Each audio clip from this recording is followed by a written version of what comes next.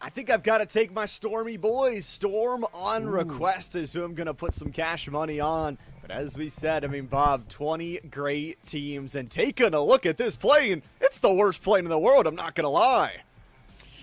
Yeah, I mean, it may be, a bit efficient-ish, but in the end, what matters is that it carries a lot of artillery and a lot of kill-hungry players that are now dropping very early down, looking to claim some early kills. We see Na'Vi as well coming about that bottom left, trying to maybe sneak their way into Premier League, but again, it's going to be this mid-side. We see so many teams just dropping out all at once, and not much hot drops from the very beginning. Not too many teams looking to fight early on, and kind of establishing your position in this map is going to be ultimately very important. One of the reasons is this is one of the repeat maps to start off our day. So if you can land somewhere solid, establish that you are the owners of a high loot dense location, and then fight your way out of it, it's going to scare those other teams around you. So for a lot of teams, playing a little bit safer to start out, but of course with Erangel being map number 2 as well, we'll have to see what those repeat performances bring. The map rotation never tends to change in this series and format, so teams did have a bit of preparation here going into these 6. Now, the first one, we already have some drops. We're taking a look at 4 dogs here, and of course, Bicep, Jambo, Sada, and Lucid Freak not going to be sticking together. They have spread out, probably going to be trying to secure as much ground and loot as early as they can, but keep in mind, people are looking to get the move, people are looking to get into those gunfights, and most importantly, 7 Gaming going to be kicking us off with a very interesting kill, a bit of a drive-by, you could say. Those cars always dangerous, and not only getting a vehicle for your protection, but also for offense, catching some players in rotation, ultimately very important. And what we're going to see across the day is teams going to split their early members because there's no sort of respawn in overall PUBG. If you can take a member out on those rotations while also gathering a vehicle, that's got to be your #1 priority on the to-do list. Absolutely.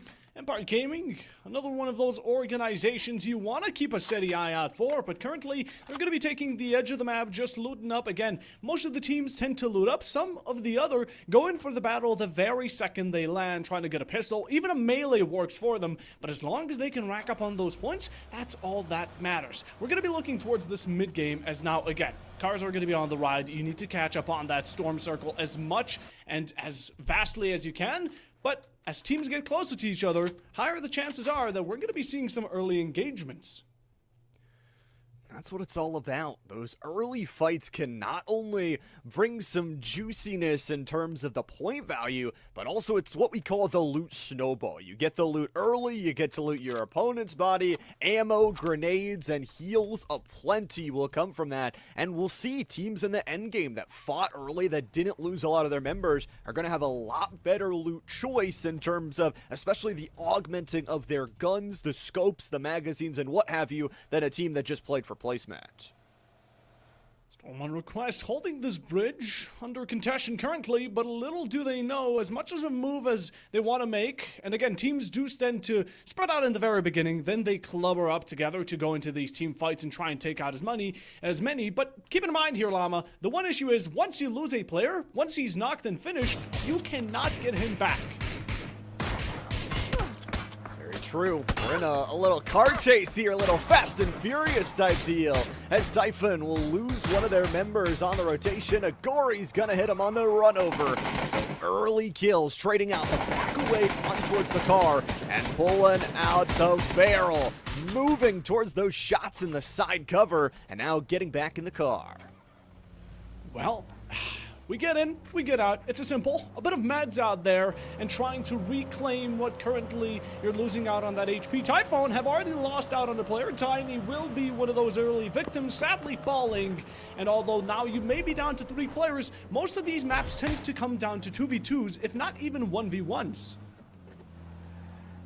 Can be dangerous too for some of those third parties. I mean, you talk about just shooting a single bullet, everybody within a large radius around you is going to hear that action and say, okay, if they're fighting, why not us too? Nosferatu is able to get the first knockdown of the game onto Grove Street. Storm on request was not only able to top their groups in round number 2, but also round number 1. They tallied up an 80-point total, and bang, from Empire, they've got some snipes.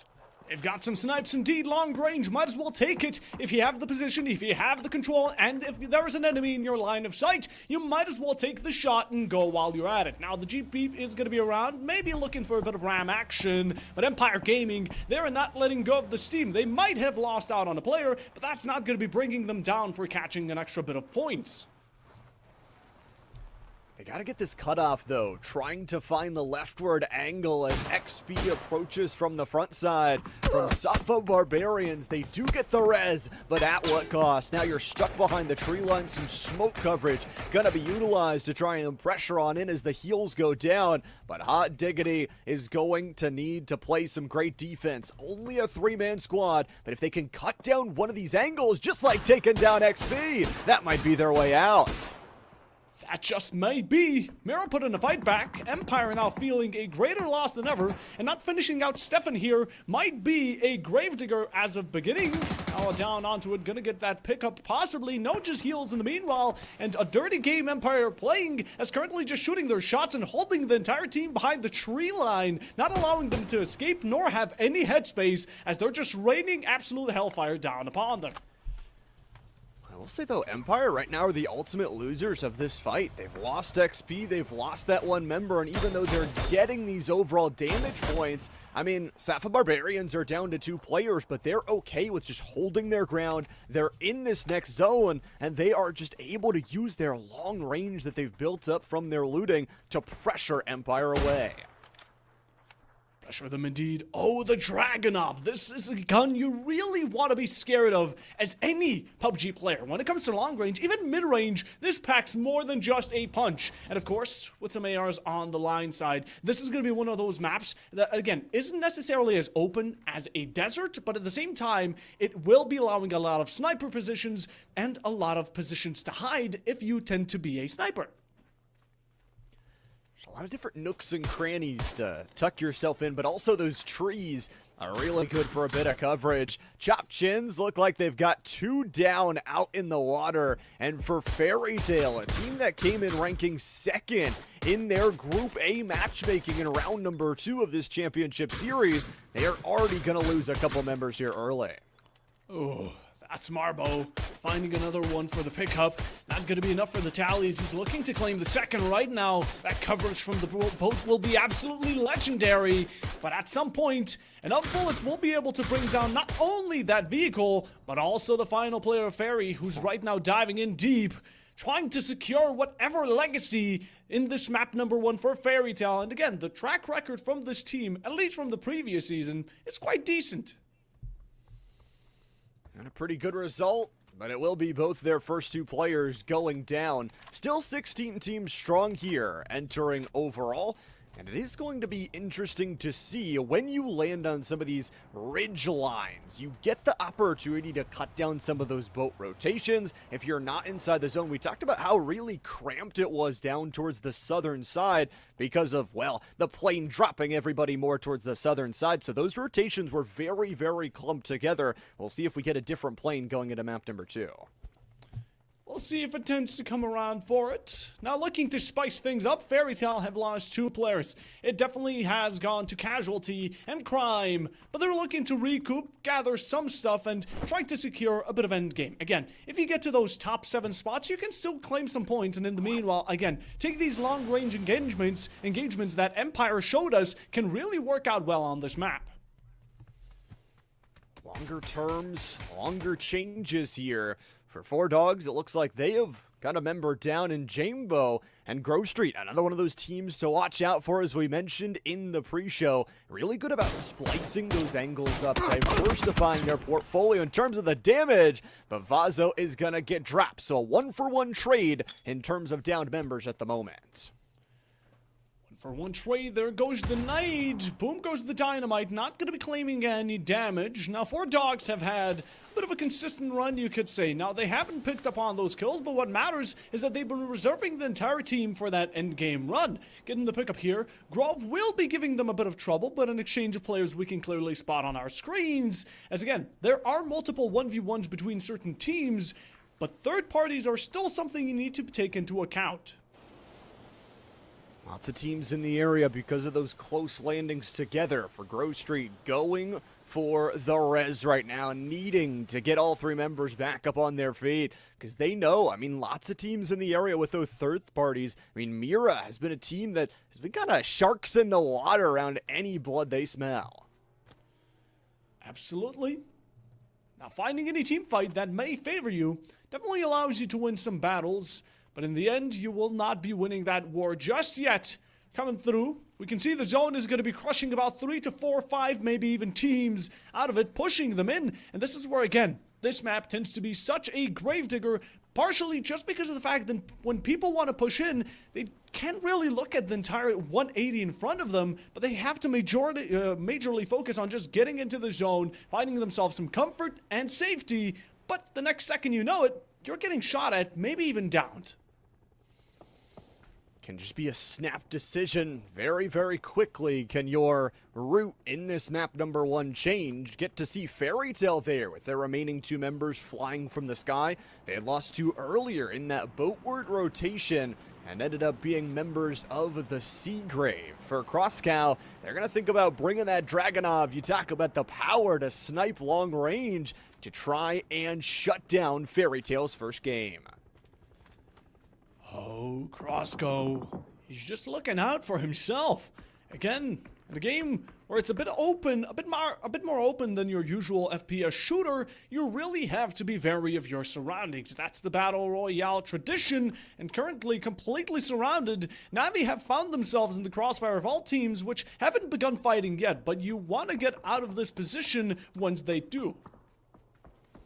This is a kind of awkward position because you only have that cover on the one side of you. So you get that one angle from the backside and all of a sudden could go down very quickly. And you talk about a team that has already lost a member, Grove Street, down to 3 players after that kind of mid-round scuffle in phase number 1. But it's 4 dogs that are looking to re-engage on Empire. Oh, those dogs, they're hungry. They're looking to bite down hard.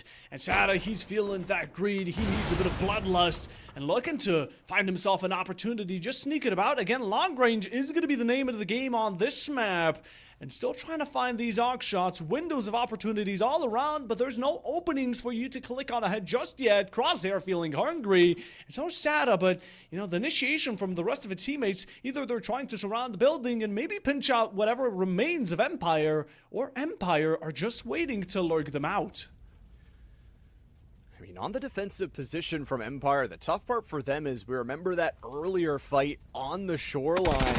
They lost a member from it. They traded 1 for 1, but this is the ultimate result. Now you have to bunker yourself up. Only the P90 to work with and another long-range weaponry, so no sort of shotgun in the inventory from Michael. And there's also another squad in Mira up on the hill, so those windows definitely not safe either. The smoke is coming in, and, well, Empire's now got to be more careful than ever.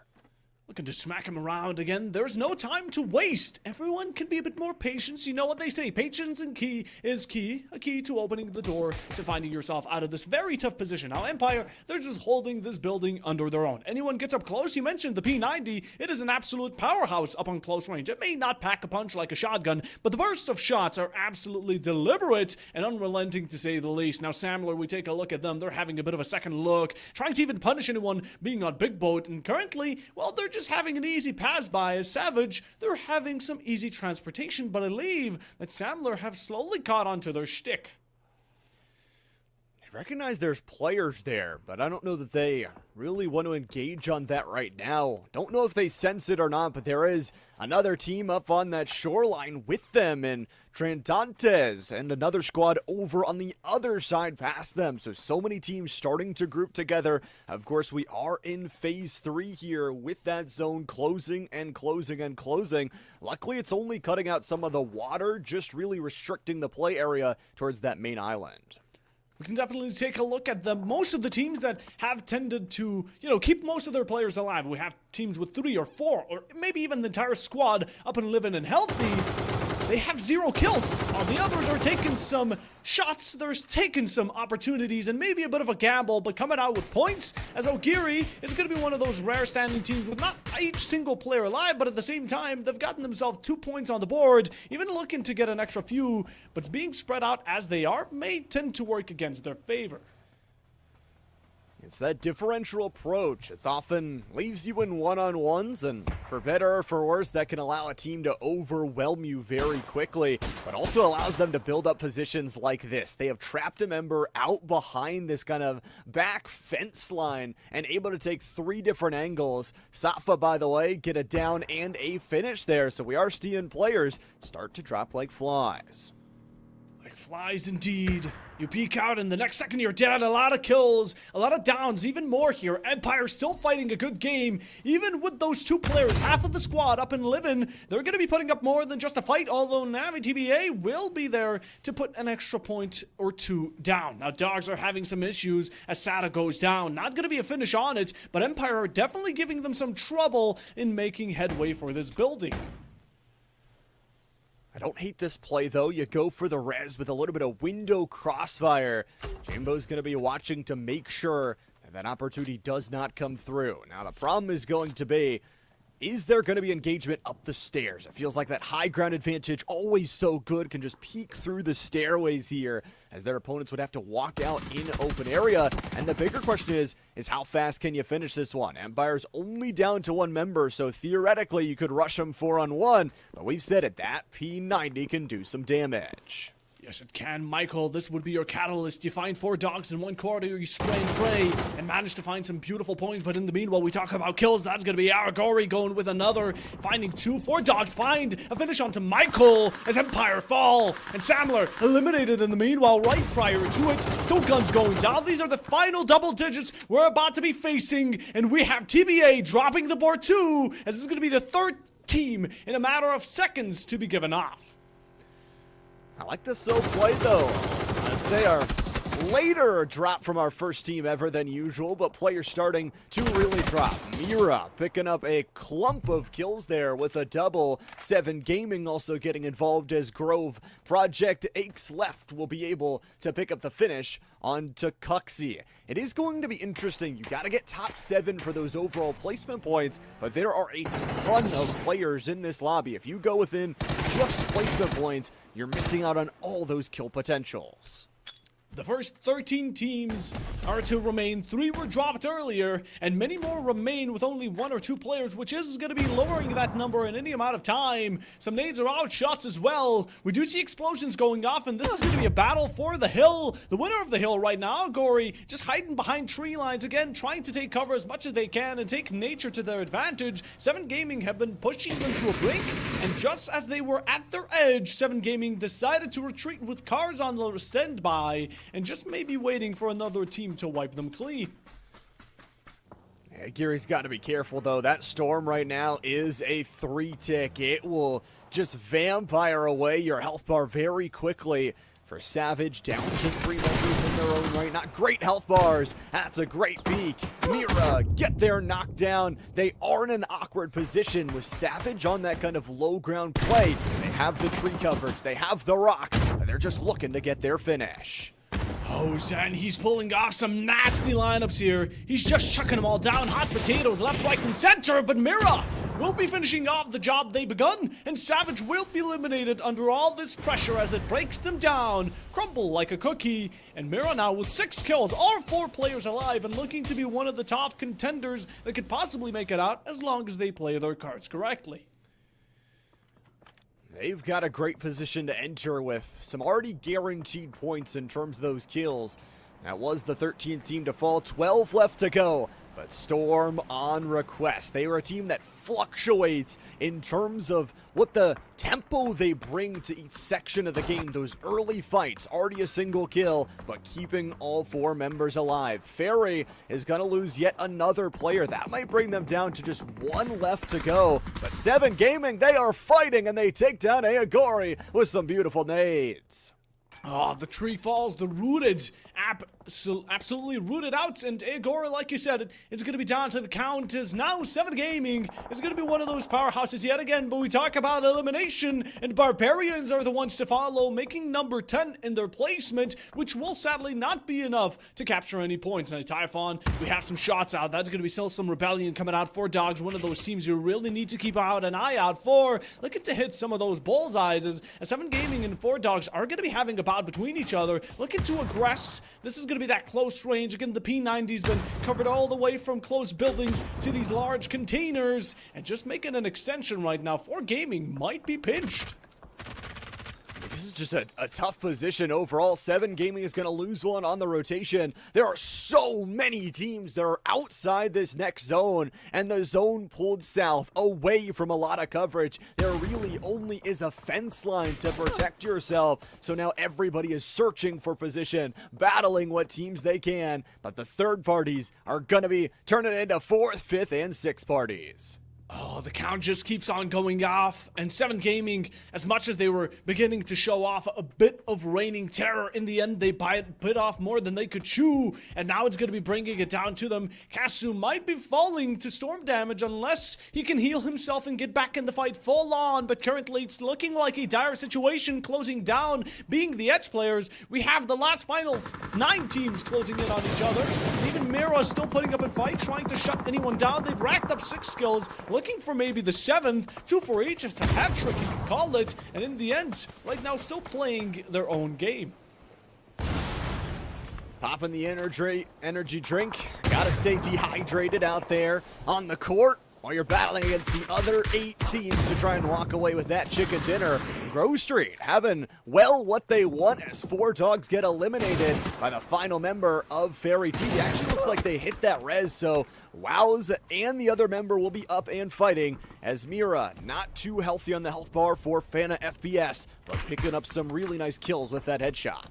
Oh, a true hard nut to crack. You really can't surpass them so easily, and they're not going to be giving up any easier than that. Mira taking long. That's a finish onto Serpic. MFP lose another player, 1 off the count, and they just keep on going. That's the 2nd for it. Keep it under the belts and put them into the dirt, as Mira have proven to get themselves as close as, or maybe even the largest kill count we may have seen of any of these teams. As it currently stands, though, teams are going to be forced to a very closed up and compact corner that is the circle, closing in any second, and again, these last 8 teams will be bound to a death fight any second.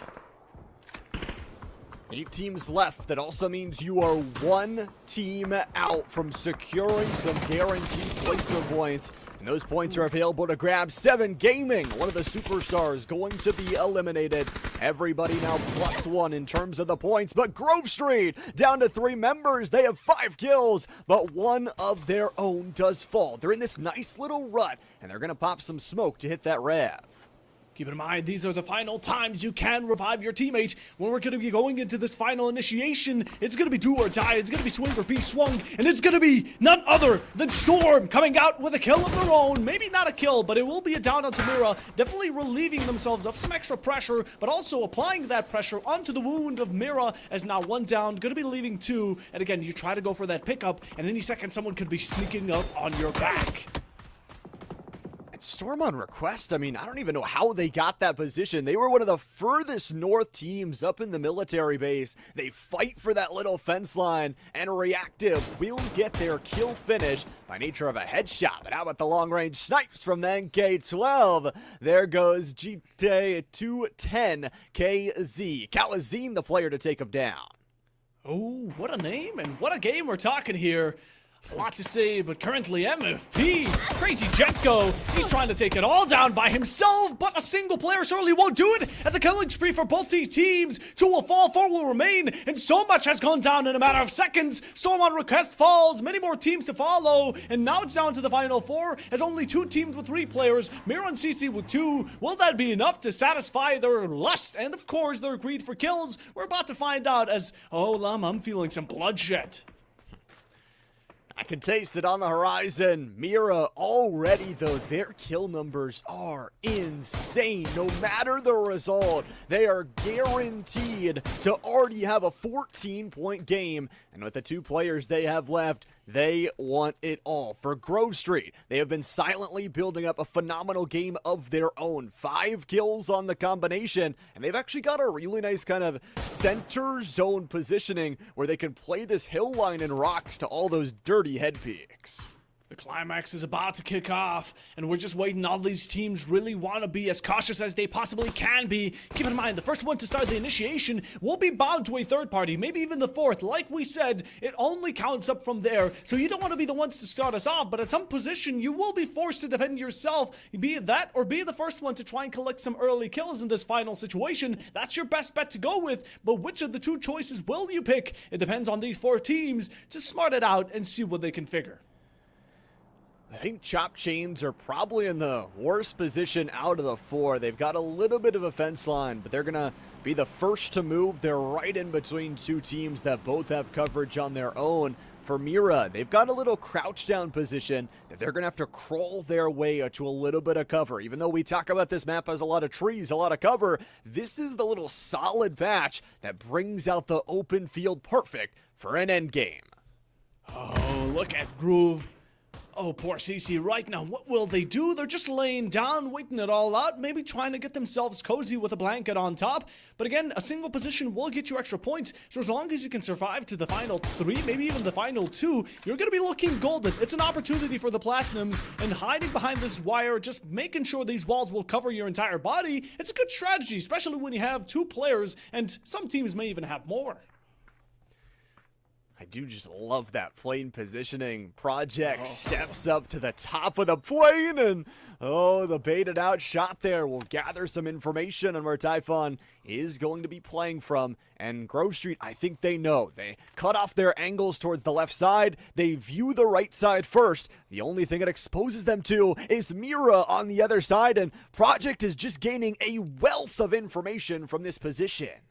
Absolutely delightful to see here. Grove have not only taken it up and stepped up to the task and going towards this middle position, also taking high ground, having an overlook and a C over the entire situation as it forces a lot of these teams to crouch down. Typhoon will be making a move, but drop down to their car. No ride will be able to protect you for long enough. Pop tires, not much of a move on, and everyone just hiding for their dear safety. But at some point, we're gonna need to see a move. Typhon tries to make it some damage in it. The storm will be ticking a bit of that HP. And you do make a move, but now you will be setting a target on your back.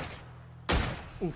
Lots of places to look though. Grove, the first to fall, will lose a member, and that finish coming through from Mira. 13 on their kills as that storm starts to rip them apart. The fall down from the storm, it's all down to Cal and Zine to try and keep the team alive. Again, so many different places to look though. Grove Street is going to look a different way. Mira losing their second member down to just 1.